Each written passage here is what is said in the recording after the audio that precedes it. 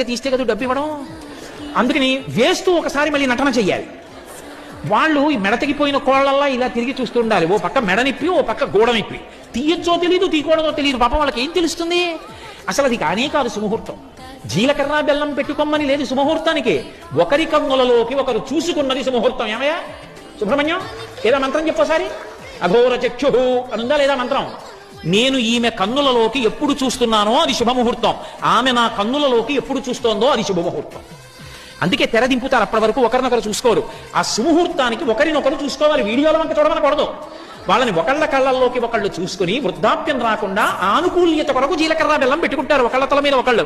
అది పెట్టుకున్న తర్వాత చేయి తీసి ఇచ్చు. అంతేకాని సుముహూర్తం అంటే అసలు కళ్ళల్లోకి చూసుకోవడానికి వీలు లేకుండా తెరమించి ఇది పెట్టించేసేసి నొక్కేసుకుంటూ ఇలా కిందకి నేల మీద చూపులు చూసుకుంటే వాళ్ళకి ఎలా అభ్యున్నతి కలుగుతుంది చెప్పండి నాకు? తప్పు ఎవరు చేస్తున్నారు? నేను చెప్పాలి నా కొడుక్కి, నేను చెప్పాలి నా కూతురికి పెళ్ళయ్యేటప్పుడు.